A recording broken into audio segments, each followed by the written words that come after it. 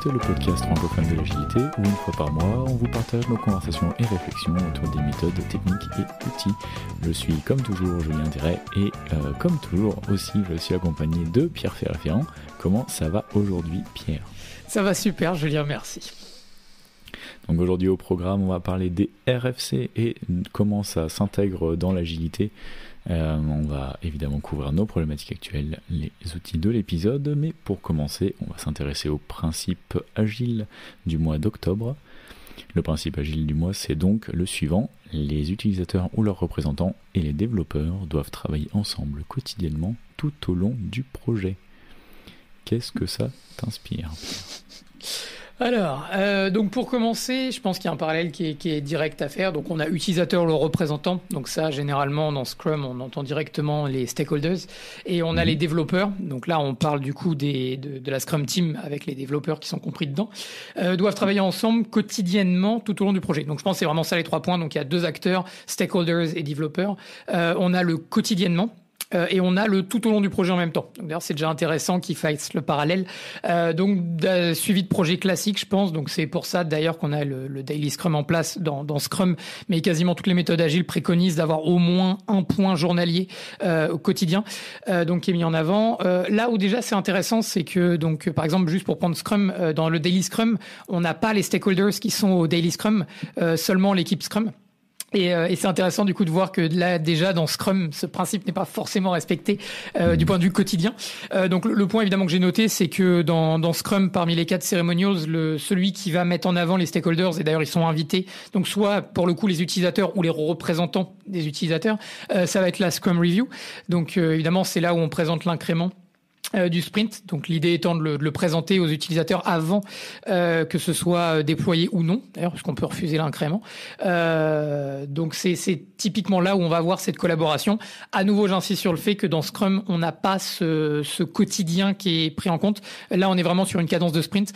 Donc je pense que c'est là où c'est intéressant, je trouve personnellement, d'aller au-delà de Scrum dans les points d'interaction avec les utilisateurs. C'est justement un truc que je trouve qui est assez qui manque plus ou moins dans Scrum, ou alors, comme la plupart du temps, on considère que si c'est pas dit, c'est que c'est pas obligatoire, et c'est sous-entendu que c'est au PM principalement d'interagir. Ce qui est quand même intéressant, et c'est mon dernier point, après je te laisse amener le tien. Ce que je trouve intéressant du coup, qui est différent entre Scrum et qui est différent avec justement ce qui est énoncé dans le manifesto sur ce point-là, c'est le fait justement que dans Scrum, il y a, je trouve, un biais implicite qui est que quoi que ce soit qui est relié aux utilisateurs, on va directement penser au PO. Je crois d'ailleurs que j'ai dit PM depuis le début, désolé, c'est des formations professionnelles. Donc du coup le PO, on a souvent, dès qu'on parle de l'utilisateur, on jette tout de suite ça sur le PO, et je pense que même nous c'est un biais qu'on a eu, et plus ça va et plus maintenant que du coup je suis team lead dans mon équipe, je me rends compte qu'en fait c'est vrai et en même temps pas si vrai que ça, parce qu'en fait il faut essayer d'isoler les développeurs, je trouve, des besoins utilisateurs pour leur donner de manière formé, un peu structuré. Mais je trouve aussi que c'est bien de les laisser un petit peu être directement en contact avec les utilisateurs, et de 2 points. Donc le premier, c'est surtout parce qu'on va avoir des retours directs sur ce qui a été fait, et le deuxième, c'est juste le feel good en fait, de savoir que les utilisateurs, que le retour soit bon ou mauvais, mais généralement s'ils sont bons, ça va faire plaisir, et s'ils sont mauvais, ça va donner envie aux développeurs de justement faire l'extra mile pour que les utilisateurs soient contents du produit final. Donc voilà, c'est le petit point que je dénote de Scrum, qui est pas vraiment explicite là-dessus, et aussi qui, je trouve, donne un biais indirect où justement ce serait au PO de s'occuper de ça, alors que, c'est un des principes du manifesto, et dedans c'est bien indiqué que c'est les utilisateurs et représentants et les développeurs qui doivent travailler ensemble. Donc voilà, je pense que c'est intéressant. Qu'est-ce que t'en penses, toi ? La plus belle preuve de ce que de ta remarque, c'est que moi dans ce que j'ai préparé là-dessus, j'ai que parlé de la relation PM, PO, donc produit et ingénierie. Mais finalement, j'ai pas forcément réfléchi à la question en allant jusqu'à l'utilisateur directement, quoi. Pour moi, je suis un peu parti directement. L'utilisateur pour moi c'est le PO. Après le reste. Ma foi, les utilisateurs, j'en rencontre parfois.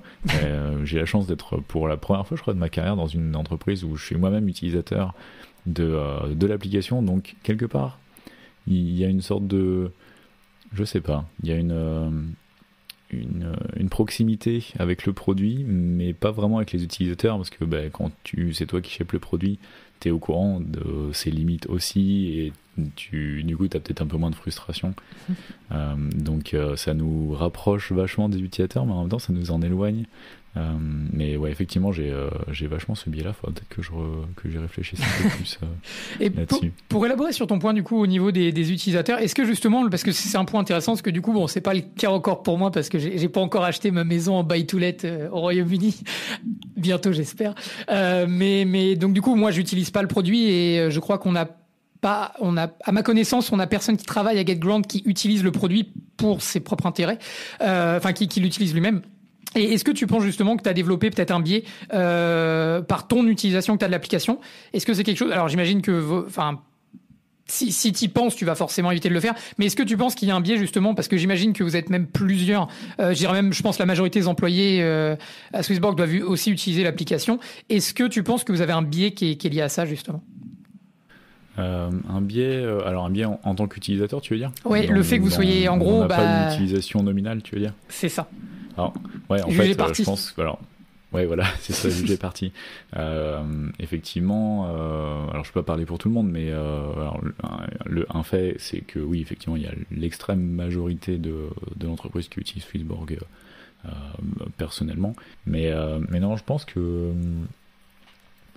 effectivement, encore une fois, je ne peux pas parler pour tout le monde, mais pour moi, il y a certains trucs que je vais faire parce que je sais comment c'est derrière et que ça me permet de naviguer un petit peu mieux.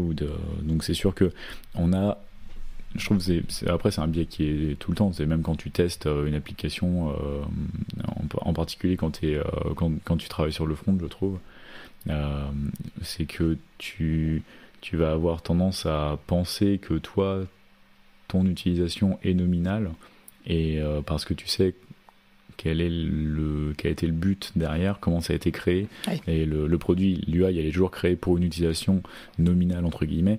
Du coup, toi, tu vas être cet utilisateur nominal, mais est-ce que ton utilisation nominale est la même que tes utilisateurs? C'est là qu'il peut y avoir un gap qui se crée. Ce gap, je pense pas qu'il en soit là encore à Swissborg. Mais c'est un truc, c'est des choses qu'on a vues, toi et moi, quand on travaille chez Arthos par exemple. On a bossé sur des applications parfois avec des UI qui étaient un petit peu alambiqués, mais qui avaient du sens pour nous, parce qu'on connaissait le modèle de données derrière, on connaissait les limites de la blockchain, donc on savait pourquoi ça pouvait être lent, pourquoi on avait plein de prérequis, plein de savoir sur pourquoi c'était fait comme ça, quels étaient les choix techniques et les choix de design. Et du coup on se disait c'est la meilleure chose qu'on pouvait faire avec les contraintes qu'on a, sauf que quand on les met dans les mains du client, il fait mais qu'est-ce que c'est que ça? J'avais une expérience intéressante, c'était un de mes stages que j'avais fait chez Archange, et on avait lancé un produit. Alors je crois que c'était une mutuelle pour les seniors. Donc du coup là, c'est une catégorie qui du coup sur internet est difficilement accessible aujourd'hui. Et je me rappelle qu'ils avaient fait venir dans les bureaux ma grand-mère pour faire une interview donc sur l'utilisation des seniors sur les outils internet. Mais aussi du coup ils lui ont fait tester l'application pour voir si ça lui paraissait, ça avait du sens, si elle comprenait le formulaire qui était en train d'emplir et tout ça.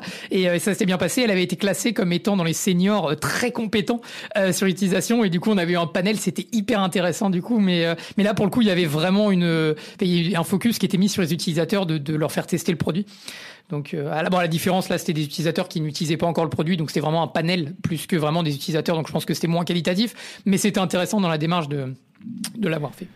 Ah, c'est extrêmement intéressant. Les tests utilisateurs, j'ai eu l'occasion d'en faire un petit peu quand j'avais ma boîte à l'époque. D'une part, à l'époque, au tout début, quand on n'avait pas de développeur UX dans la boîte, il fallait bien qu'on aille le faire à la mano. Donc, je me rappelle, on allait avec un collègue à Starbucks, et puis on est faire chier les gens qui étaient tout seuls et dire bonjour, est-ce que vous pouvez installer notre application et tester et nous dire que quoi? Et du coup, on faisait un rôle de PO et UX designer et tout à la fois. La totale. Et c'était hyper intéressant, mais ensuite quand on a eu une UX designer et qu'en plus on a été en collaboration un petit peu avec Lloyds à une époque, qui nous ont ouvert leur lab, et à Londres dans leurs locaux ils ont un espèce de gros lab, je me rappelle plus, ça a un nom spécifique, je sais plus, c'est le user research comme ça. Ouais, oui, c'est ça en fait, mais il y a un nom, il lui donne un nom particulier, je me rappelle plus, mais en gros c'est un espèce d'une grosse pièce où du coup on va donner l'application ou un ordinateur ou quoi dans les mains de l'utilisateur, et de l'autre côté il va y avoir un vitre sans teint, de l'autre côté on a toutes les données sur le suivi du regard, on a évidemment les enregistrements de tout ce qui se passe sur l'ordinateur ou sur le téléphone, et ça permet de sortir des stats. Derrière ils ont des mecs qui analysent ça, etc. Et c'est vraiment hyper intéressant, ça permet vraiment de voir si t'as nail l'expérience utilisateur, si tout est smooth. C'était hyper enrichissant. Ouais. Alors, tu me fais un pont parfait pour mon deuxième point, qui est du coup parce que c'est, alors par exemple, je vais donner mon exemple dans le cas de notre startup, c'est assez compliqué justement d'avoir ce rapport quotidien, et du coup on a un retour qui est indirect, et je serais intéressé de savoir ce que tu en penses. Donc nous par exemple on utilise LogRocket au boulot, donc ça a deux intérêts. L'intérêt primaire c'est évidemment de pouvoir en fait rejouer les sessions des utilisateurs qui ont rencontré des problèmes. C'est l'utilisation principale qu'on a de LogRocket, ce qui nous permet d'avoir un debugging qui est extrêmement rapide et précis et d'avoir surtout d'expérimenter ce que l'utilisateur a expérimenté comme problème au niveau de l'UX. Mais du coup, c'est un deuxième intérêt qui est que nos PO sont pas mal servis avec l'équipe design pour justement en fait refaire des sessions d'utilisateurs, qu'elles soient bonnes ou mauvaises. Et justement ils ont un truc qui s'appelle, je crois, c'est le click panic. C'est en fait LogRocket peut isoler les sessions où les utilisateurs ont cliqué beaucoup plus que la normale, ou alors ont tenté de cliquer sur des trucs où il y a rien.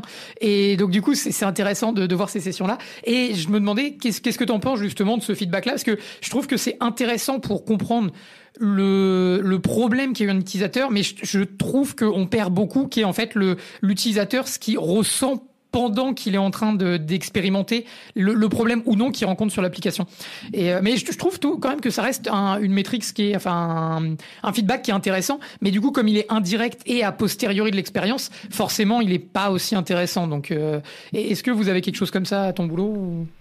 Alors que je sache, non. Alors pour être tout à fait honnête, je sais pas trop comment ça se passe au niveau UX. Je sais qu'on a au moins un ou plusieurs personnes à l'UX, mais je sais pas exactement comment ça se passe.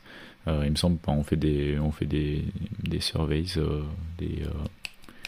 des sondages régulièrement, et des sortes d'études où on pose des questions, mais je sais pas exactement ce qu'ils font, mais je suis sûr que ça s'approche de ce qu'on fait assez classiquement quand on fait du UX design, c'est-à-dire en grande partie discuter avec les utilisateurs, mais je crois pas qu'on ait de système qui soit avancé comme ça, qui soit embed carrément dans l'application.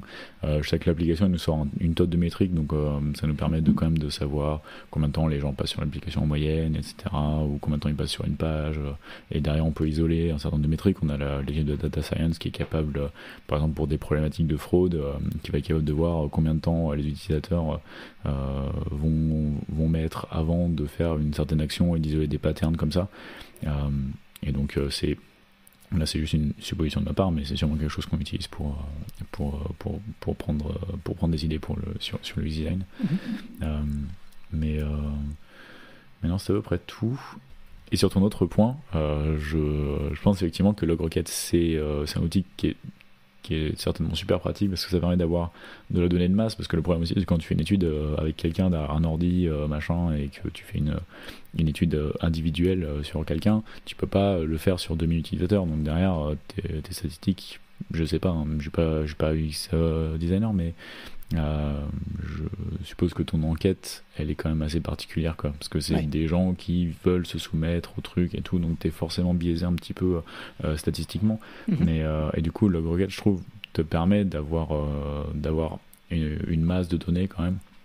Après ça remplacera pas, je pense, juste ça répond à différents problèmes. En fait, il y a une grosse intersection dans les deux outils, mais après ils ont chacun leur spécialité. Je pense pas que l'un se substitue à l'autre si on parle de recherche d'utilisation.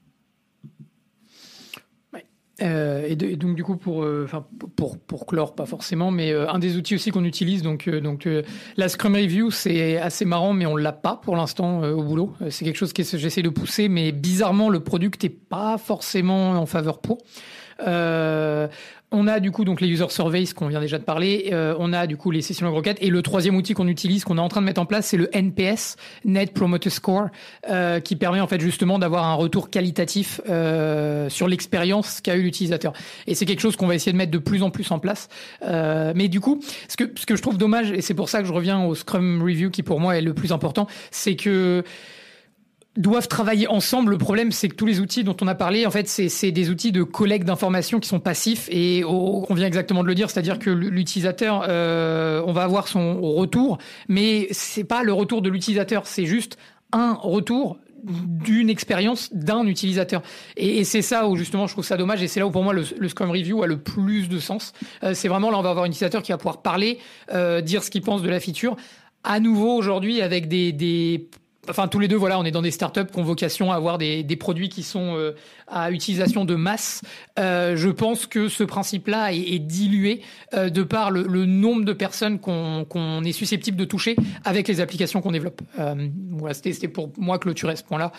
C'est le seul point où du coup je suis d'accord avec le principe, mais le quotidiennement me pose problème puisque c'est difficile d'avoir un échantillon qualitatif quotidiennement. Je dis pas que c'est impossible, mais je pense que ça coûte extrêmement cher d'arriver à ce niveau où on a des utilisateurs quotidiens qui travaillent réellement avec les équipes.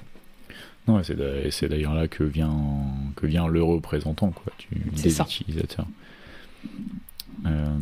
Pour revenir sur les reviews, c'est marrant. Nous historiquement, on fait pas du Scrum, mais historiquement, on n'a pas. Justement, le PM a été vraiment le représentant et l'unique représentant pour nous du stakeholder. Mais plus récemment, on a commencé à faire des débriefs en fin d'épique quand on release, quand on déploie une nouvelle épique. On a commencé à faire des débriefs qui sont spécialement sur cette épique en particulier, et on a commencé à ramener des stakeholders, justement, pas juste le PM qui dit les stakeholders étaient contents, mais les vrais stakeholders, et du coup c'est assez intéressant parce que voilà, tu as un vrai feedback et tu peux vraiment avoir l'équipe de 2, 3, 4 personnes qui ont bossé sur l'épique, le PM et le stakeholders, et que les stakeholders disent on est très heureux de l'épique, ça s'est passé comme ci comme ça, la communication avec le PM, ça s'est passé comme ci comme ça, in fine, je suis super content et du coup ça nous aide beaucoup dans notre quotidien, etc. C'est hyper cool, tu vois. Par exemple, j'ai travaillé avec des gens, avec l'équipe compliance pour des modifications sur le back-office, un truc un peu obscur, mais ça a été hyper sympa d'avoir du vrai retour direct. Donc on va pouvoir clore ce principe agile du mois et passer au sujet principal. Let's go. Donc on voulait parler des RFC et de l'agilité. Alors en fait c'est un peu moi qui ai trouvé une excuse pour ramener les RFC dans la conversation. Quand on s'est dit tiens on va parler de quoi, je me suis dit en ce moment au boulot on est en train d'intégrer les RFC. Alors ça prend un petit peu de temps on est sûr qu'on fait les choses bien. Mais et du coup je me suis rappelé que toi tu l'avais mentionné pendant un épisode, donc je me suis dit il faut absolument que je lui en parle et que je vois comment ça se passe chez lui. Donc en fait pour donner un peu de contexte, on grossit assez vite et on a une hiérarchie qui est vraiment très horizontale et parfois ça rend les choses un peu difficiles pour que les nouveaux se fassent entendre ou osent proposer de nouvelles solutions ou juste le fait que l'équipe tech soit maintenant si grande et continue à grandir. Il faut qu'on trouve une solution pérenne dans le futur pour pouvoir quand même avoir des sortes de consensus technique, quoi. Donc on s'est dit que les RFC, donc Request for Comments, ou Request for Change aussi, j'ai trouvé parfois, ça pouvait être une bonne façon de prendre des décisions techniques de façon collégiale, un peu sans avoir besoin de rajouter la hiérarchie avec des tech leads, etc. Et donc voilà, donc je voulais avoir ton opinion un petit peu dessus, savoir de quel œil tu voyais ça, comment ça se passait, comment vous les utilisez, comment vous les intégrez dans vos process. Très très bonne question, merci Julien. Donc du coup au niveau des RFC, on a alors donc déjà full disclosure, c'est utilisé beaucoup plus dans le back-end que dans le front-end pour l'instant. Et la raison, je pense aussi, c'est parce que l'équipe back-end les a utilisés depuis longtemps, c'est-à-dire quasiment dès le début, alors que nous on a toujours favorisé les meetings mais je vais expliquer pourquoi on commence à en voir un petit peu les limites de notre approche et pourquoi les RFC sont un gain de temps, je trouve, énorme pour les ingénieurs. Donc la RFC, les bénéfices pour moi, c'est très simple. Ça permet en fait de condenser ce qu'on obtiendrait d'une réunion technique, tout simplement. C'est-à-dire que là où on va rassembler plusieurs ingénieurs ensemble pour qu'ils réfléchissent à une solution, à un problème donné, et ça veut dire qu'il faut coordonner. Donc pendant ce temps-là, bloquer. J'ai posé des chiffres très simples sur les RFC. Par exemple, si on a un meeting avec, mettons, 4 ingénieurs et que c'est un problème plutôt complexe qui prend 2 heures, c'est une journée d'un dev qui est partie. Donc 4 fois 2 heures, c'est 8 heures de taf, c'est une journée d'un développeur en moyenne. Donc c'est très coûteux de faire ces réunions. Là où les RFC sont intéressantes, c'est qu'en fait, elles permettent vraiment de condenser ce qui aurait été amené dans une discussion technique, je trouve. Donc les RFC qu'on a, par exemple, chez nous, elles doivent comporter obligatoirement 2 choses. Il y en a une troisième qui est implicite puisque c'est request for change. Mais 2 choses qu'il faut simplement, en fait, c'est le problem statement, donc l'énoncé du problème qu'on cherche à résoudre ou à changer ou à corriger ou quoi que ce soit, et la solution proposée. C'est simplement ces 2 points-là. Et ensuite, comme on utilise Google Docs, on peut directement surligner des choses et poser les commentaires. Sinon, normalement, quand c'est un document classique, il y a la 3e section qui est les questions ouvertes ou les points à suivre s'il y a une conversation qui en entraîne une autre. Et aussi 2 points qui sont rajoutés dans le template de base. On a les références et l'appendix si besoin. Mais donc voilà, donc c'est en vrai pour donner un point de vue, une idée sur un problème donné.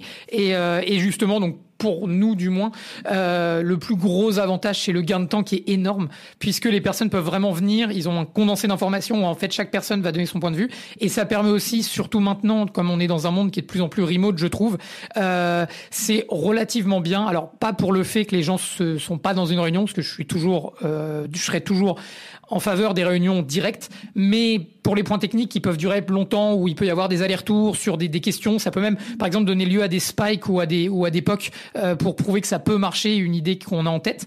C'est exactement le bon document de référence qu'il faut utiliser. Et donc, pour finir sur ce point-là, les RFC sont un outil qui peuvent être utilisés seuls, mais pas que. Un RFC peut aussi être suivi pendant une discussion technique. Et donc, par exemple, on peut avoir le draft du début d'un RFC qu'on sait qui va être plutôt long, parce que, par exemple, voilà, il y a des millions de questions techniques. On va ouvrir une discussion peut-être d'1 heure avec tous les ingénieurs sur le RFC, juste mettre en avant le problem statement et tout ce qui va être l'idée de la proposition de solution. Là, on va laisser les gens être de leur côté et proposer plusieurs solutions, des proof of concept, des choses comme ça, et permettre, par exemple, d'avoir une réunion qui sera juste 15 ou 20 minutes toutes les semaines ou tous les 2-3 jours selon l'urgence du projet pour pouvoir follow-up et voir ce qui est mis en place et décider de qui fait quoi, qui va faire tel spike, qui va faire tel POC. Donc voilà, moi je suis convaincu que c'est bien. Mais voilà, c'est le retour d'expérience que j'en ai jusqu'à maintenant chez nous. Ah, super. Moi j'ai un peu peur que ça prenne des plombes en fait. Alors après il vaut mieux que ça prenne des plombes plutôt que ça se fasse pas, hein, mais je sais pas, alors c'est peut-être que peut-être que je suis biaisé, peut-être que comme ça vient du monde open source et que parfois, et pas tout le temps, si vous faites de l'open source, on a besoin de vous, mais parfois les communautés open source pour se mettre d'accord sur un truc, ça peut prendre beaucoup de va-et-vient, et comme ça se fait en mode sur des commentaires de pull request, parfois c'est... Alors, moi j'ai un peu peur que ça prenne du temps et que justement qu'on perde du temps à faire de la synchrone plutôt que de faire du synchrone. Alors après si tu peux te dire si on ouvre un channel Slack exprès ou une conversation, est-ce que ça va pas être autant le bazar, mais après si tu fais un call avec tout le monde, est-ce que c'est pas le bazar? Donc j'ai l'impression, en fait je suis sceptique, pas sur l'approche mais sur la pratique. En même temps j'arrive pas à trouver une meilleure solution à ce problème. Donc je suis hyper curieux, et en vrai je suis super pressé qu'on commence à mettre ça en place. En fait, pour l'instant on a une première RFC qui est sur la RFC. Une fois que celle-ci sera passée, on pourra commencer à en faire et à s'amuser un peu avec. C'est marrant que vous utilisez Google Doc. Nous du coup on a un template sur Git. Du coup on a un repo Git avec la RFC numéro 1, et du coup celui qui va en faire une nouvelle, il fait une pull request, comme ça tu peux faire des commentaires, etc. Mais j'imagine que c'est pareil sur Google Doc. Ouais, en fait, je pense que n'importe quel outil qui te permet de surligner une partie et de poser un commentaire sur cette partie-là fonctionne très bien. Donc, que ce soit via Git ou que ce soit via Google Docs. Le tout, en fait, c'est juste, par contre, si c'est un document statique où les commentaires doivent être posés après, ça peut être chiant de faire des références, mais c'est comme ça que ça se faisait avant. Je trouve que c'est juste un gain de temps d'avoir ces outils-là. Ouais, absolument. Ouais, du coup, pour relier ça à l'ingénierie, j'espère aussi que ça nous permette d'avoir un feedback justement de l'ingénierie vers le backlog produit pour les tâches techniques qui sont un peu trop grosses ou trop importantes, trop complexes pour être faites de manière ad hoc. C'est vrai qu'aujourd'hui, pour qu'il y ait un collège d'ingénieurs ou un ingénieur qui vienne voir la bonne personne, ça veut dire un engineering manager ou directement un product owner, avec une problématique technique, pouvoir le défendre et dire je pense que ça vaut le coup qu'une équipe de 5 personnes passe du temps dessus, parce que c'est assez compliqué. Il faut que ce soit des gens qui sont hyper seniors et en plus qu'on a la confiance, qui sont là depuis super longtemps, c'est assez compliqué. Donc on espère aussi que les RFC, ça pourra faire un truc un peu formel où n'importe qui peut faire un truc, et au fur et à mesure, ça, comme tu es obligé de prendre un sponsor, on a un truc comme ça. Je sais pas si vous avez le sponsoring vous dans vos RFC, mais a priori pour faire une RFC, il faut avoir un sponsor qui est au moins senior 1 ou quelque chose comme ça, qui va aider à superviser un petit peu tout ça. Et en fait, on voit ça comme une façon aussi de pousser n'importe qui à faire une RFC, même s'ils n'ont pas forcément le bagage technique ou le bagage culturel dans l'entreprise. Le fait que ce soit sponsorisé par quelqu'un, tu vois, même si tu es un stagiaire et que ton sponsor c'est le staff engineer que tout le monde respecte, tout de suite on va pouvoir prendre la RFC peut-être un peu plus au sérieux. Je sais pas exactement, mais je crois qu'on a repompé ça sur un standard quelque part. Et sur ce point-là, parce que du coup, purement mon analyse en 5 minutes de comptoir, c'est assez, du coup, c'est contradictoire un petit peu, parce que vous voulez ouvrir les RFC à tout le monde, mais en même temps, tout le monde ne peut pas les ouvrir parce qu'il faut le sponsor. Ouais, après, ouais. C'est vrai que... D'accord, ouais. Non, mais c'est juste, c'est du coup tout de suite, c'est bizarre parce que, mais du coup, j'allais te proposer, si une autre approche, ça pourrait être que n'importe qui puisse ouvrir une RFC, mais que du coup ce soit au SI3 ou, je sais pas quel niveau chez vous, mais que du coup que ce soit qu'un certain niveau qui plébiscite ou du moins les mettre en avant, parce que du coup ça permettrait d'avoir en gros les drafts RFC et celles qui sont jugées comme étant valides ou du moins qui a un intérêt pour le business, parce que comme de fait c'est le problème des RFC, il peut y en avoir pour tout et rien, et le problème c'est de décider lesquels on actionne et lesquels on met de côté ou on verra plus tard, parce que c'est vrai que les RFC prennent du temps, donc ouais, je pense que ça revient finalement plus ou moins même, quoi. Tu peux dire j'ai envie de faire une RFC, mais je cherche un sponsor, je fais un draft et puis je passe un message en disant en fait est-ce que quelqu'un est d'accord avec ça. Si tu trouves pas de sponsor, de toute façon ça veut sûrement dire que ta RFC elle se serait fait recaler de toute façon, quoi. C'est vrai. Mais de mon point de vue, de mon avis, mais pour moi ça rajoute une barrière psychologique à ouvrir un RFC, parce que je prends l'exemple de quelqu'un qui sera plutôt introverti mais qui est plutôt bon, il ira peut-être pas forcément chatter avec tout le monde, pour autant il peut avoir une très bonne idée, et le fait de devoir peut-être aller voir quelqu'un pour lui expliquer tout ça, ça peut le bloquer. C'est tout bête, hein, mais non, c'est un très bon point. C'est vrai que je vois une barrière là-dessus légère. Pour revenir au RFC, un autre point aussi qu'on a trouvé intéressant, c'est aussi d'avoir du coup un historique de pourquoi on a fait ça. Ça paraît bête, mais on est donc du coup on est vraiment en train de passer de start-up à scale-up. Il y a beaucoup de choses qu'on remet en question de ce qui a été fait, ou du moins de comment ça a été réfléchi à l'époque. Donc on parle maintenant de certaines fonctionnalités qui datent d'il y a plus de 2 ans, qui étaient vraiment tout début du MVP et qu'on est maintenant en train de revisiter.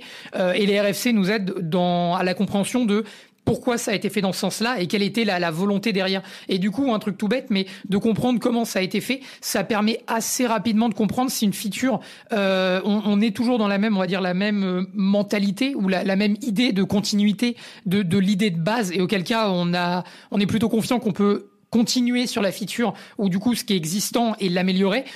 Au contraire, si jamais on voit une RFC où la vision a complètement changé de l'idée de base avec le code qu'on a, c'est un gros flag pour nous dire là, c'est peut-être pas juste un refactor, c'est peut-être carrément remplacer pur et dur ce qui a été fait, puisque ce qu'on essaie de faire maintenant est plus du tout aligné avec ce qu'on a essayé de faire à l'époque. Et c'est là où je trouve que les RFC sont très intéressantes, parce que malheureusement, enfin malheureusement non, mais la manière dont marchent les réunions techniques et les prises de décision, on va acter sur comment on va le faire, mais on n'a pas toujours la trame de comment ça a été décidé. Donc on aura le problème existant, on aura la solution décidée, mais souvent on perd quelles ont été les solutions proposées et tout ça. Ce qui fait que par exemple, plus tard, si jamais quelqu'un dit ah mais là on a été vachement con, pourquoi est-ce qu'on a utilisé WebSocket et pas par exemple de l'event-side rendering, du SSI, merci. Server-side event. Et du coup, donc on va se poser la question, pourquoi est-ce qu'on ne l'a pas utilisé? Et donc là, peut-être que dans la RFC, il y aura un élément de réponse, alors que si on n'avait pas de RFC, on ne peut peut-être ne pas savoir, on se dirait même, ça se trouve, ils n'y ont pas pensé, alors que peut-être si, et il y avait justement quelque chose qu'empêchait de mettre en place une solution qu'on trouvera quelques mois après comme étant une meilleure approche, ou qu'aurait pu être une meilleure approche. Donc, je trouve aussi que les RFC donnent justement ce point temporel dans le temps qui permet de revenir et se dire, mais pourquoi on a fait ça? Et ça donne beaucoup de sens et de contexte aux décisions qui ont été prises. Ouais, 200%, c'est aussi une des raisons principales pour lesquelles on fait ça, parce que voilà, comme nous c'est pareil, on est en train de beaucoup grossir et on commence à avoir de plus en plus de nouveaux qui arrivent, mais qui sont quand même assez seniors, qui arrivent, qui disent mais pourquoi vous avez fait ça les gars? Et du coup à chaque fois on dit non mais il y a une bonne raison, mais le problème c'est que avec les générations qui s'empilent, on n'a pas toujours vraiment la réponse, quoi. C'est vraiment une culture orale qu'on a pour l'instant. Et il va falloir changer ça si on veut tenir et continuer à grossir. Donc il y a vraiment un outil de documentation. Mais je pense que ce sera bien évidemment l'un des topics d'un des podcasts sur la documentation. Et plus en général, je pense juste la transmission de connaissances, puisque c'est un sujet qui est bouillant chez nous en ce moment. Donc et je pense que c'est d'ailleurs une des plus grosses problématiques des startups, c'est de passer de la startup au scale-up. Comment passer de 10 ingénieurs à 50 ingénieurs en 1 an ou 2, qui est une vraie problématique dans des entreprises parce que c'est d'ailleurs, je vais pas digresser très longtemps, mais souvent dans les startups, on garde les mêmes ingénieurs pendant, je dirais, entre on va dire 1 à 3 ans, c'est-à-dire que l'équipe d'ingénieurs va peu ou pas changer, la connaissance va être extrêmement orale et surtout c'est les ingénieurs qui vont détenir la connaissance eux personnellement dans leur tête et dans le code, mais c'est là où la documentation pour moi c'est en fait je vais pas mentir, la documentation je l'ai toujours essayé de la respecter et d'en faire, mais j'ai rarement vu l'intérêt de par les structures où j'étais, puisque j'ai souvent été soit dans des startups vraiment early stage où la documentation c'était le dernier des problèmes, sauf évidemment pour les API ou quoi que ce soit proposé à l'utilisateur, mais la doc interne était très souvent pas là, ou alors j'étais dans des très grandes structures où il y a presque trop de documentation, c'est-à-dire il y a plus d'humains, il y a que de la doc et des heures à lire des trucs, et c'est là où c'est intéressant, c'est justement les scale-up, qui est une problématique que j'avais pas eu avant, de se dire comment est-ce qu'on passe de l'information à plusieurs personnes quand on n'a encore pas grand chose en place. Donc, c'est a priori comme ça, quand tu deviens manager, tu te dis la documentation c'est pas un sujet hyper sexy, mais en fait c'est un sujet qui est quand même hyper important, et du coup il faut quand même même si en soi c'est pas sexy, son importance le rend quand même assez fashionable. Ouais. Peut-être pour clore le sujet de la documentation, c'est que j'ai deux analogies, enfin elles sont pas de moi, quand je pense à la documentation il y a toujours deux analogies qui me viennent en tête. Il y en a une qui est très jolie et une autre un petit peu moins. La première, c'est la documentation, c'est une lettre d'amour que tu t'écris à ton toi du futur. Oui. Et c'est vrai que tu vois, quand tu passes 1 heure à écrire de la doc, tu te dis c'est quand même bien chiant de réfléchir comme ça. Tu te dis bon, allez, ça fait passer la pilule et je serais sûrement très très content de l'avoir. Et encore plus quand tu te retombes sur une documentation que tu as écrite pour toi-même il y a 1 an et que ça t'évite de repasser la journée dessus. C'est très cool. La deuxième, c'est que la documentation, c'est comme le sexe. Quand il y en a un tout petit peu, c'est déjà bien. Pas mal. Est-ce que on avait d'autres choses là-dessus? Je crois pas. Hein. Non, moi j'ai fait le tour. Eh bien, on va passer aux problématiques actuelles. Et là, il faudrait que je lance un super jingle. Problématique actuelle. Alors, qui est-ce qui commence ? Je vais te laisser commencer parce qu'en fait, je me suis rendu compte que j'ai fait les points que j'ai marqués en fait sont pour la RFC, mais en réalité, c'est pas du tout mon plus gros problème en ce moment, la problématique actuelle. Et donc, du coup, ouais, je vais pouvoir en parler. Alright. Alors moi, la problématique actuelle en termes de process, on est à l'aube un peu d'un changement de process dans l'équipe, dont j'ai un petit peu parlé dans les podcasts précédents. On est sur une fusion de 2 équipes et oui, j'ai eu des retours comme quoi l'épisode 2 on dit ouais, il faut découper les équipes quand elles deviennent plus grosses, et le 3e podcast on dit on va fusionner 2 équipes. Effectivement, mis comme ça, c'est un peu particulier, mais bon, bref, c'est une expérience. Mais du coup ça veut dire nouveau board Jira, nouvelles habitudes, nouvelles bonnes habitudes, nouveaux process produits, etc. Du coup c'est beaucoup de changements en même temps, il y a plusieurs personnes, il y a plus de personnes à synchroniser, du coup il y a 2 engineering managers, 2 product managers, donc on double tout par 2, on n'arrive toujours pas à trouver vraiment le bon moment où tout le monde est prêt, où on a l'aval de la hiérarchie, où nous, nos équipes sont dans un état où c'est possible, où les épiques sur lesquels on travaille, ça va. On n'arrive pas à appuyer sur le bouton et à tout changer. En fait, on attend un peu le Big Bang comme ça. En même temps, on n'arrive pas non plus à découper tout ça en petits changements non plus. Donc, c'est un peu compliqué. On est dans une espèce d'entre-deux. Et le fait que la charge de travail de mon côté soit assez élevée en ce moment, ça aide pas trop à prendre du recul et à synchroniser tout ça, quoi. Donc voilà, c'est pas évident. Faire évoluer nos process, c'est un peu obligatoire parce que si on veut continuer à grossir à ce rythme-là, en moyenne on embauche 4 personnes par mois en ce moment, mais en septembre on a embauché 12 et on a grossi l'équipe de 76% cette année. Oui. Et on espère pouvoir la doubler encore sur l'année prochaine, quoi. Donc on est toujours un peu obligé de repenser nos process et de se dire bon là on va tout casser, mais bon c'est pour le mieux, mais en même temps pas trop, mais en même temps est-ce que ça va scaler, est-ce que ça va tenir dans un an, peut-être pas, est-ce que ça vaut quand même le coup de le faire, sûrement. Ce qui passe pour des gros changements aujourd'hui, finalement ça va paraître comme une itération dans quelques années quand on regardera derrière nous.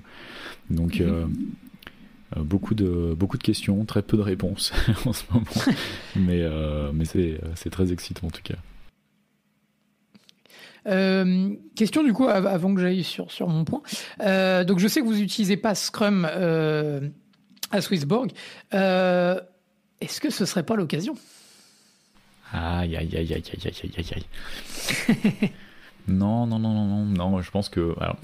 Alors non, alors ça n'engage que moi, mais non, pourquoi ?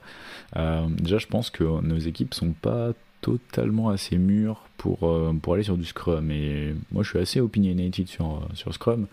Je pense qu'il faut quand même avoir des équipes qui sont quand même pas mal portées sur l'agilité, qui comprennent pourquoi elles font ça, parce qu'il y a tellement de contraintes amenées par Scrum. C'est facile d'avoir des gens qui disent ah non mais on va passer nos journées dans cérémonies, etc. Et effectivement il y a beaucoup de cérémonies, mais elles sont là pour une raison. Le problème c'est que si tu comprends pas ces raisons là, tu as une équipe qui traîne la patte et qui fait des choses à moitié, et Scrum à moitié c'est un recipe for disaster, quoi. Donc je pense pas qu'on soit assez mûr pour ça, et aussi je pense que nos priorités, notre roadmap est pas assez c'est pas qu'elle soit pas assez définie, elle est bien définie, mais elle peut changer rapidement. Et à assez court terme, ouais, donc du coup ça nous donne quand même une certaine flexibilité. Alors après on peut avoir le débat de oui mais des sprints de 2 semaines c'est pas non plus la mort en termes de commitment, fair enough. Mais non, ouais, en ce moment on est plutôt sur du Kanban, et puis ça va être encore plus accentué par le fait qu'on va merger ces 2 équipes, et du coup faire chaque sous-équipe sera un différent flux de Kanban qui se mettra en parallèle. Si on voulait faire du Scrum, il faudrait surtout pas qu'on remerge les équipes, il faudrait qu'on les garde telles qu'elles sont, qu'on les fixe. D'accord. Et voilà, et aussi on a peut-être l'équipe produit qui doit prendre un peu plus, pas forcément de maturité, mais au moins embaucher plus de gens pour pouvoir tenir le coup derrière aussi. Donc ouais, j'ai l'impression qu'on a encore besoin d'un outil qui est un peu plus, un peu, je vais dire agile, mais c'est pas vraiment ça, mais plus, on a besoin d'un kart en ce moment, on n'a pas besoin d'un bus, quoi. Mm-hmm. Mais c'est une bonne question, parce qu'à chaque fois que j'y repense, je dois me convaincre moi-même. Ouais. Mais alors, à nouveau, je vais continuer à jouer à faire l'avocat du diable. Donc, pour toi, c'est plus simple pour une équipe qui n'est pas forcément mature d'utiliser Kanban que Scrum. Ouais, j'ai l'impression. Ouais. En fait, c'est pas tant une question de simplicité, mais je trouve qu'avec Kanban, t'as un peu plus le droit à l'erreur, en fait, parce que le process, il est sous tes yeux, quoi. Le process, c'est le board, et ton but, c'est juste de prendre la carte qui est la plus à droite et de la faire avancer. Et de faire de la place pour les autres. Donc en fait, je trouve ça hyper facile à appréhender. Alors que Scrum t'explique voilà, le pourquoi, le comment, les cérémonies et tout. Il faut quand même être assez ouvert d'esprit ou alors avoir une bonne formation sur l'agilité pour vraiment être on board avec Scrum dès le début, j'ai l'impression. Et désolé pour le bruit du téléphone. Donc voilà, c'est un peu mon feedback là-dessus. Ok, non, c'est intéressant. Le mien n'a pour le coup rien à voir. Donc nous, c'est une problématique qui est intéressante. C'est au niveau en fait des équipes pour l'instant. Donc on a eu un designer qui nous a quitté, enfin qui a quitté la boîte. Hein, il est pas du tout décédé. Il a juste jump ship. Mais du coup, donc là, on est short de un designer. Donc on en a un nouveau qui arrive très bientôt, la semaine prochaine d'ailleurs. Mais le problème, donc, il va devoir monter en compétence tout ça. Donc, on sait qu'on a encore quelques semaines sans avoir vraiment de designer qui est prêt pour notre équipe. Et donc, ça pose un problème d'avoir une, on va dire. Donc, moi, ce que j'appelle, juste pour être très clair, je ne dénigre en aucun cas les PO, les designers, mais je pars toujours du principe que les développeurs sont ceux qui vont construire. Et si on n'avait pas de PO et si on n'avait pas de designer, on construirait quand même des applications. On devrait courir partout. On aurait des gens qui seraient spécialisés en étant des développeurs, mais qui discutent avec les utilisateurs. C'est pas notre cœur de meule, on va dire, mais c'est quelque chose qu'on peut faire. Et c'est pour ça que j'insiste toujours à dire, je ne dénigre jamais. Pour moi, le product a énormément d'importance. Le design de la même manière, mais ce que je dis à chaque fois, c'est qu'on peut vivre sans eux. Et c'est le cas aujourd'hui. On va se mettre en place de manière à pouvoir gérer pendant quelques semaines en considérant qu'on a quasiment que un demi-designer, ce qui veut dire qu'en fait, notre backlog va jamais réussir à être rempli à fond. Et du coup, c'est justement la problématique qu'on a actuellement, c'est comment le fait que les équipes auxiliaires qui sont là pour supporter l'équipe de développement, en fait, on se rend compte que quand ils sont pas là et quand on a l'habitude et le luxe de pouvoir avoir ce genre de département qui supporte justement les ingénieurs, comment faire quand ils sont pas là. Donc, on avait déjà eu le problème avant qui était qu'on avait que un PO pour deux équipes et on est maintenant dans l'opposé qui est on a assez de PO mais on n'a qu'un seul designer.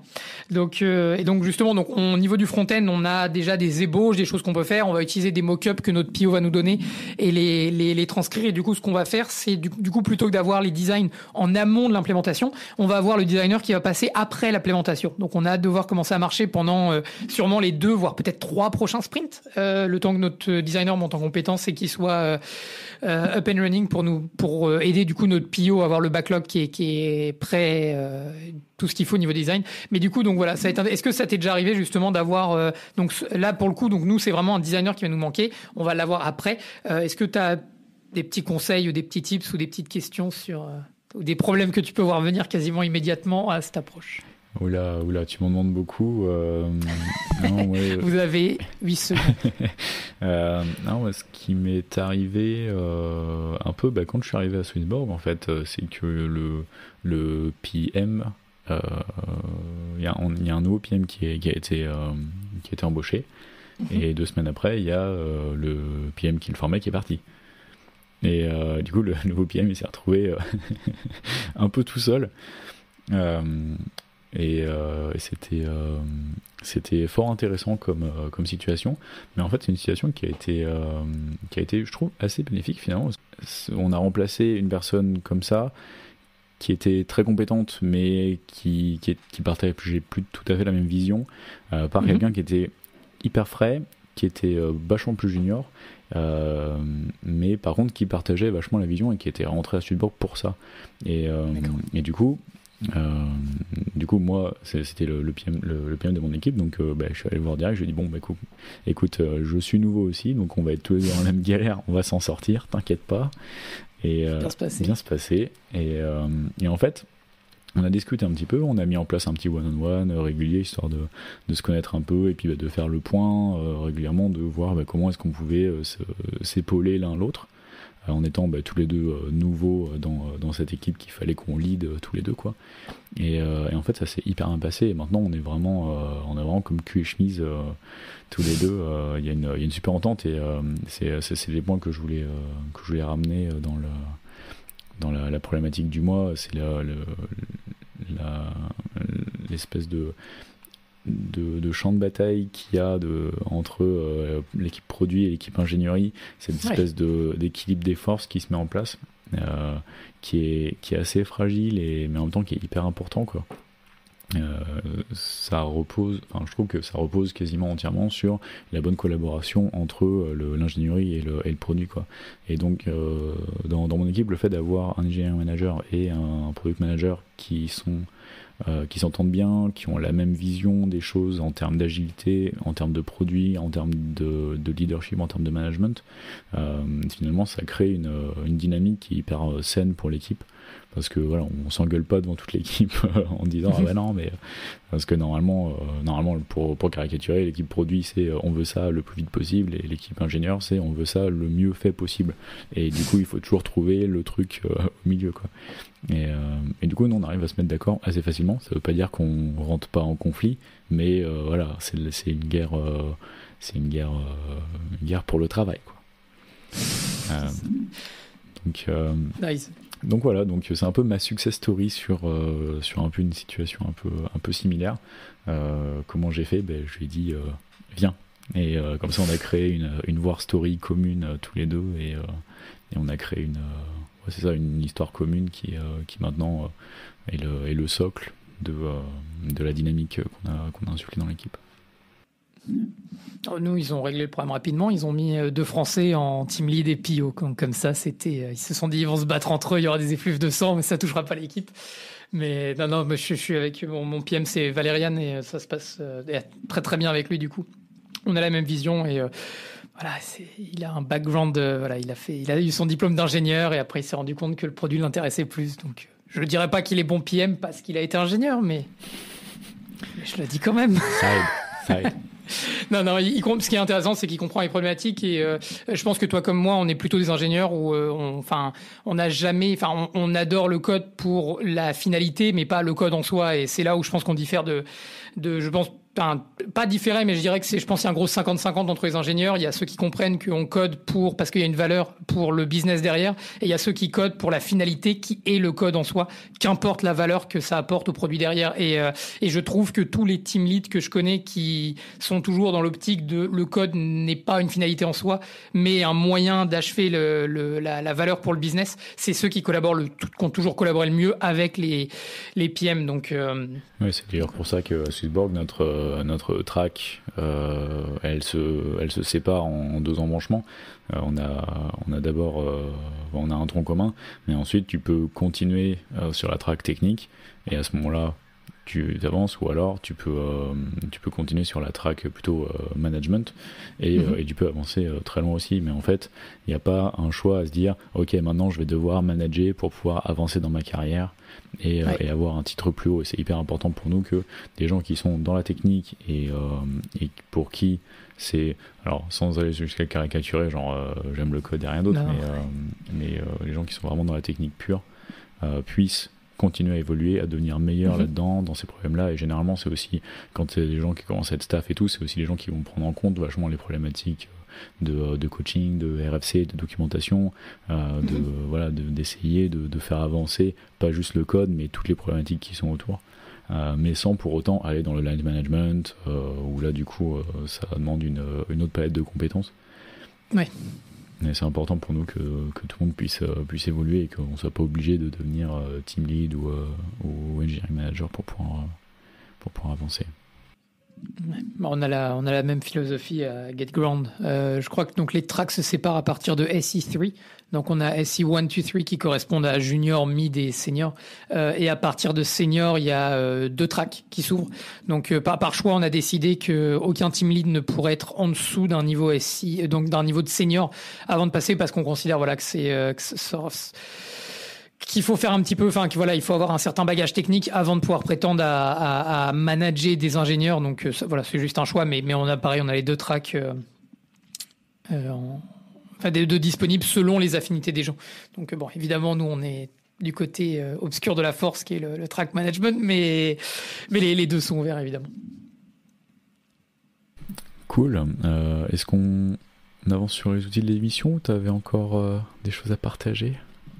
Non, c'est tout.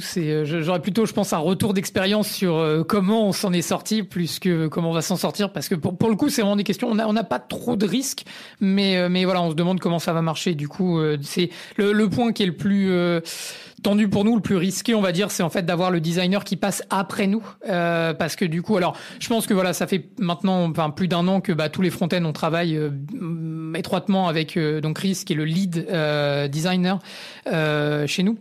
Et du coup, voilà, on a des principes qui sont en place. Voilà, truc tout bête, mais le spacing, on le connaît parfaitement. On va dire, on a un petit peu un sens pour comment ça devrait être fait. Donc, on va essayer de notre mieux, mais c'est sûr que voilà, on n'est pas des designers, quoi. Donc, voilà. Mais hâte de te faire un retour d'expérience là-dessus. Et hâte d'entendre ça, oui. Cool. Alors, les outils de l'épisode. Tiens, tu peux enchaîner là-dessus. J'ai été surpris quand je l'ai vu. Tu t'y attendais pas à celle-là. Donc du coup, moi c'est donc dans les outils que j'ai mis. Alors c'est pas un outil à proprement parler, comme j'ai pu proposer avant Miro ou toutes ces choses-là. Là pour le coup, c'est plus une approche et une technique plus que vraiment. Ça reste un outil, hein, ça tombe complètement dedans. Donc moi aujourd'hui, je vais parler des OKR, Objective and Key Results, donc les objectifs et les résultats clés. Qu'on a mis en place. Donc c'est donc ça. Alors on a donc un VP of Product, Molly, qui nous a rejoint maintenant il y a 2 mois. Donc elle nous a rejoint au 1er août, pile quand je partais en vacances. Donc qui nous a rejoint, qui a travaillé longuement avec donc du coup le senior leadership team et aussi du coup avec l'équipe produit. Donc pour mettre en place les OKR, et donc pour faire très simple, parce que je pense que ça mériterait un sujet entier puisque c'est hyper intéressant à creuser. Mais pour faire très simple, en fait, les OKR, donc les Objective Key Results, c'est quelque chose qui a été mis en place donc principalement par 2 personnes, 3. Donc c'est Peter Drucker, Andy Grove et John Doerr. On retiendra surtout les 2. Donc il y a Andy Grove parce que du coup il a fondé Intel et donc il avait pas appelé ça des OKR, mais il avait la même philosophie plus ou moins. Et c'est vraiment John Doerr qui a vraiment mis un nom dessus en appelant ça des OKR en 74. Et ensuite il a été très tôt un des advisors à Google. Donc dès 99, en fait, ce monsieur John Doerr, il a investi chez Google et tout de suite il a parlé donc au patron de Google, donc les fondateurs, pardon, donc Larry et Sergey, et donc il leur a mis en avant les OKR. Donc les OKR, pour faire très simple, qu'est-ce que c'est? C'est pour aligner stratégiquement le business, avoir une exécution qui est focus sur certains points très précis et surtout engager les employés. C'est-à-dire l'idée, c'est pas de seulement dire aux gens voilà, tu vas faire ça parce que les personnes tout en haut savent ce que ça veut dire. En fait, l'idée, et c'est là où ça rejoint, je trouve, une approche qui est relativement agile. Et ce qui m'étonne d'ailleurs, parce que j'avais pas entendu vraiment parler des OKR, alors une fois dans une entreprise avant, mais ça n'avait pas été amené aussi bien. Et là, j'ai vraiment eu l'explication complète. Et donc, en fait, les OKR vont permettre de cocher plusieurs choses à travers 3 items qui vont être les objectifs, les key results et les initiatives. Les objectifs vont être en fait où est-ce qu'on veut aller. Les résultats clés vont être comment est-ce qu'on mesure qu'on a atteint cet objectif, et les initiatives vont être comment est-ce qu'on fait pour y arriver. Donc un exemple tout simple pourrait être je veux devenir, je vais essayer de caricaturer très simplement, mais mon objectif c'est de devenir un super alpiniste. Pour prouver que j'ai réussi à le faire, je dois avoir gravi plus de 6000 mètres de dénivelé. Et l'initiative, c'est comment je vais arriver là. Par exemple, je vais prévoir 3 ascensions qui vont être crescendo. Donc du coup, je vais avoir la première qui va être une petite ascension pour me préparer. La deuxième, on va imaginer que c'est une où je vais être je vais avoir besoin de me préparer avant parce que je vais avoir un petit manque d'oxygène, mais pas encore les bouteilles de gaz. Et la troisième sera, je vais faire une ascension où j'aurai besoin des bouteilles de gaz. Sinon, je vais suffoquer avant d'arriver au pic. Et donc du coup, ça va permettre. Donc il y a aussi 2 niveaux. Donc d'abord, on va les appliquer au niveau annuel, et ensuite on va souvent les découper en 4 phases qui vont être du coup les trimestres ou quarter qui vont arriver dans l'année. Et donc l'idée, ça va être vraiment d'avoir ces 3 niveaux d'exécution qui chacun en fait vont donner plusieurs niveaux. Donc l'idée en fait derrière, et je trouve que c'est hyper intéressant, et c'est là où pour moi le point le plus intéressant est vraiment d'engager les employés à n'importe quel niveau du business, c'est-à-dire même le plus junior dans l'entreprise qui va pas encore être au stade où il va pouvoir aider vraiment sur l'architecture ou sur la résolution de problèmes ou toutes ces choses-là, même lui quand il va faire sa tâche à son niveau, il va pouvoir en fait linker à qu'est-ce que je suis en train de faire pour le business. Et donc, du coup, à travers l'initiative, à travers la tâche qui va être dans... Alors, je vais faire vraiment complètement en dichotomie, mais si jamais on part de la tâche qui est reliée à une story, qui est reliée à une épique, qui est reliée à une initiative, qui est reliée à un key result et qui est reliée à l'objectif, on a en fait tout le cheminement de comment est-ce que moi, à mon niveau, j'œuvre pour le succès de l'entreprise. Et c'est là où les OKR, je trouve, sont extrêmement puissants et de 2 niveaux. Donc, c'est-à-dire que il va y avoir d'un côté le business, donc le senior leadership team qui va vraiment essayer de driver, dire voilà, c'est là où on veut aller. Souvent, les objectifs vont être vraiment conservés au niveau du senior leadership team. Par contre, les key results et les initiatives, le key result, ça va vraiment être là où il va y avoir de la conversation. Du moins, c'est comme ça que c'est fait à GateGround. C'est là où on a vraiment discuté entre le senior leadership team et les équipes. Qu'est-ce qui est réalisable parmi les objectifs que vous proposez? Voilà, quels sont les chiffres que nous on pense qu'on peut réussir à faire? Évidemment, le business va pousser pour des choses assez ambitieuses et nous on va essayer de ramener un petit peu plus à terme. Mais il y a une discussion qui a été extrêmement saine et intéressante que j'ai trouvée. Et derrière, il y a les initiatives qui sont très souvent uniquement déléguées au team, c'est-à-dire que le high management n'a pas du tout de regard dessus ou très peu d'impact. Et les initiatives vont vraiment être l'équipe qui va se dire ok, on a cet objectif-là, on s'est mis d'accord pour atteindre ce qui résulte là.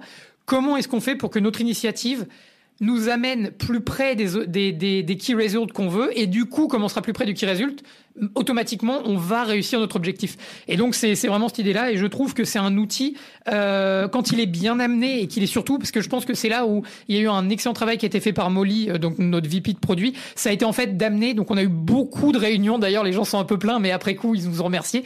On a eu beaucoup de réunions pour expliquer pourquoi on le fait, quel est l'intérêt, comment est-ce que les équipes vont fonctionner avec.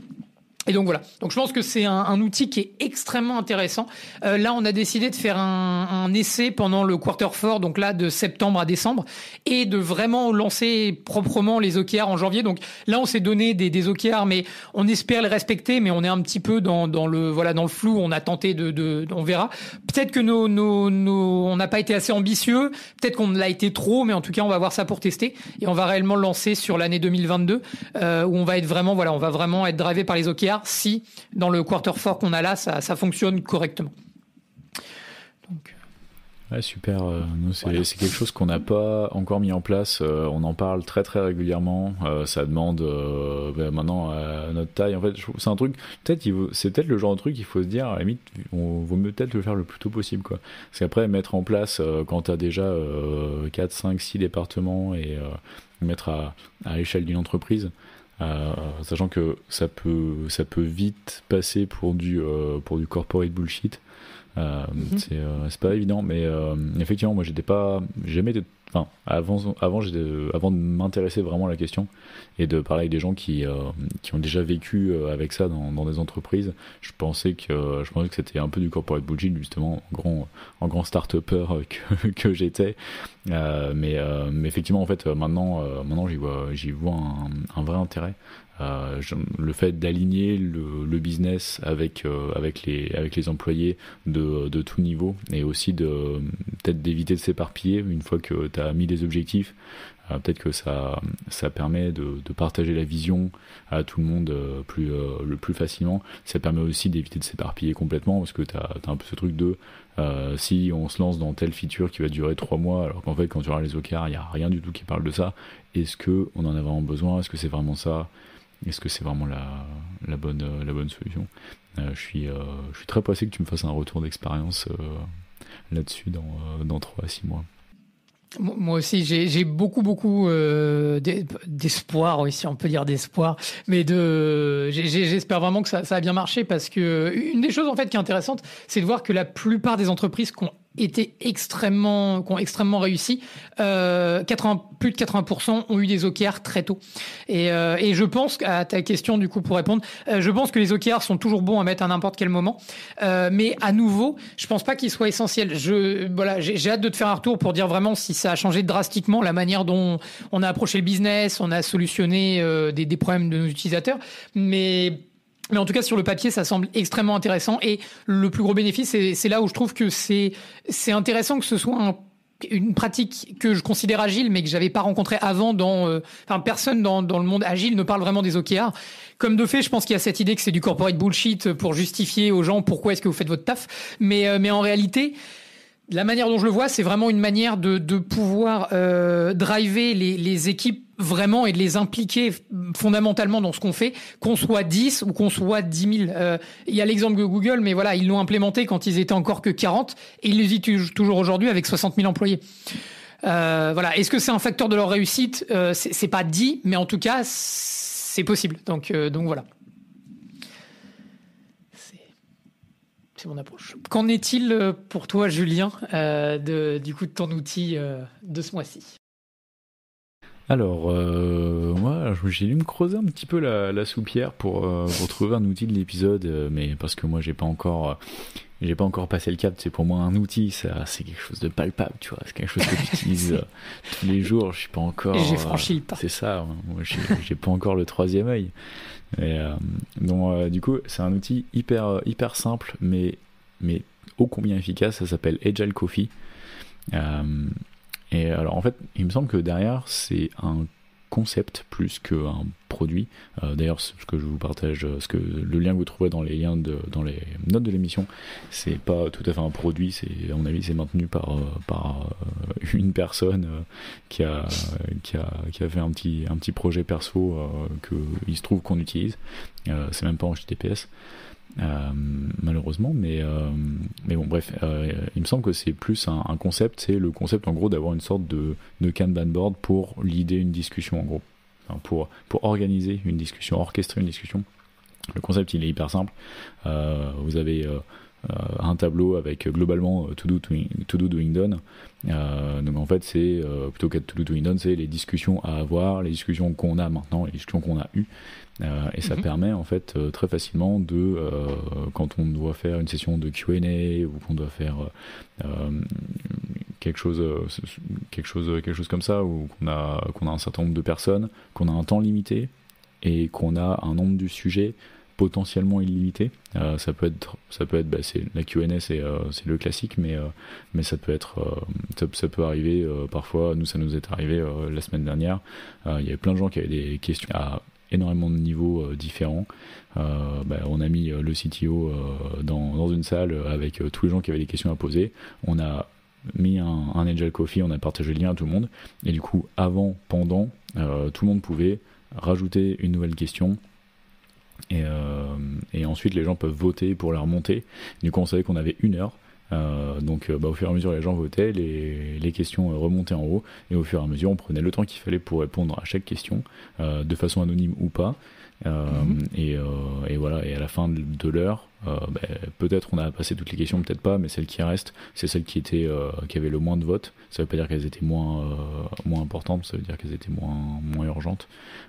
Donc voilà, donc c'est finalement très agile dans ce sens-là. Je trouve il y a le côté vraiment très Scrum de voilà, ce qui reste tout le temps dans le fond du backlog, c'est que in fine c'est pas trop grave, quoi.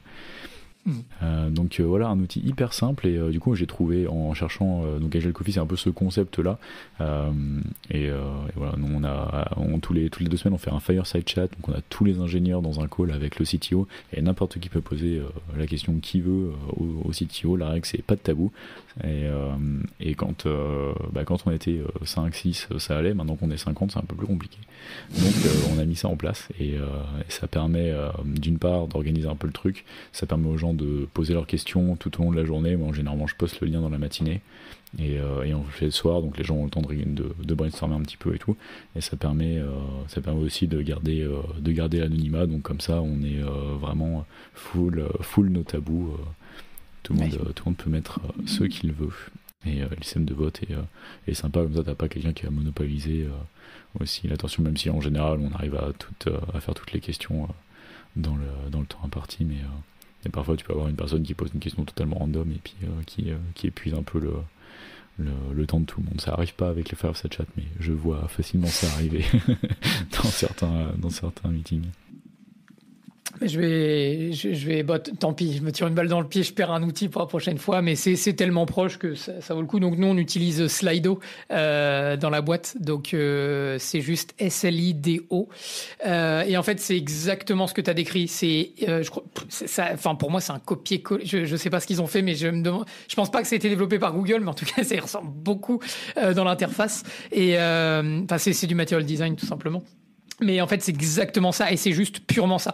C'est en fait, tu vas sur Slido, il y a quelqu'un qui crée une room, il y a 6 chiffres, et derrière, les gens peuvent poster anonymement ou non les questions. Elles sont affichées, ensuite, il suffit simplement de upvote celle qu'on veut. Et donc, du coup, nous, on a un Get Ground Gathering une fois par mois. Donc là, c'est notre CEO Moubin qui donne les updates, et tous les départements parlent, et tout à la fin, au début, c'était juste 10 minutes, puis un quart d'heure, et maintenant, je crois que c'est 30 minutes, parce que justement, il y a de plus en plus de monde. Et donc maintenant, c'est 30 minutes où n'importe qui peut poser les questions. Et ce qui est intéressant en plus, c'est comme on a tout le monde dans le meeting, selon l'orientation des questions, on a par exemple Paul qui va plutôt parler de tout ce qui va être lié au recrutement, HR ou people en général. Si on a une question produit, on a le VP. Si on a une question data, on a le VP. Si on a une question du business, on a le CEO. Question technique, le CTO. Et donc c'est hyper intéressant. Et les gens peuvent vraiment poser leurs questions sans langue de bois, sans tabou. Donc c'est pas tabou. Mais voilà. Mais c'est Slido aussi, c'est un bon outil. Ouais, ils ont l'air de faire plein de choses. Hein. Ça a l'air assez complet comme outil. Hein. Alors moi, j'ai toujours cliqué sur le lien qu'on m'a envoyé, donc j'ai juste regardé les. Ah oui, en effet, oui, il y a l'air d'avoir plus de trucs. Ouais, moi, je suis arrivé sur le site. Alors c'est sli.do. Ça a l'air bien bifi. Hein. Je sais pas trop sur. Effectivement, on peut faire des live Q&A, live polls, live quizzes. Mais ça a l'air d'être waouh. Ça va être d'être costaud comme outil, parce que j'allais dire ma première réaction avant d'aller sur le site, mais du coup vous payez pour ça, parce que sinon Gel Coffee c'est bien. Et alors j'espère pas, parce que ce serait dommage pour ce qu'on en utilise, mais je poserai la question. Bon, c'est un outil qui sera rajouté aussi dans les notes de l'émission, comme ça vous avez tout. Eh bien écoute, si on a fait le tour, on va conclure cette émission encore une fois technique. Hein, c'est la deuxième d'affilée où on parle quand même assez technique. Pas tant technique, mais c'est très appliqué. Bon, c'est toujours appliqué à la technique, mais j'ai l'impression que tu vois les RFC, tout ça. Mais, on reste des ingénieurs de métier. Hein. On se refait pas, mais. Non, mais dites-nous en commentaire si vous voulez plus ou moins de sujets techniques. En attendant le prochain, on essaiera de faire un truc un peu plus process oriented, j'espère. Et puis on a quelques interviews qu'on va essayer de préparer pour l'année prochaine maintenant. En attendant, on espère que ça vous aura plu. Avant de partir, est-ce que tu peux nous dire où on peut te retrouver ? Ça n'a pas changé sur LinkedIn. Si vous avez la moindre question, je prends un petit peu de temps à répondre, mais n'hésitez pas. Et toi, Julien ? Sur LinkedIn et un peu partout pour moi. Sur julien.derret.fr, vous retrouverez tous mes liens et mes projets. Merci d'avoir écouté Agiliste. Si l'émission vous a plu, on vous invite à nous laisser une note sur Apple Podcasts, sur Spotify ou les autres plateformes où vous nous trouverez. Et en attendant, on se retrouve le mois prochain pour continuer nos folles discussions sur l'agilité. Salut Pierre. Salut Julien, salut tout le monde.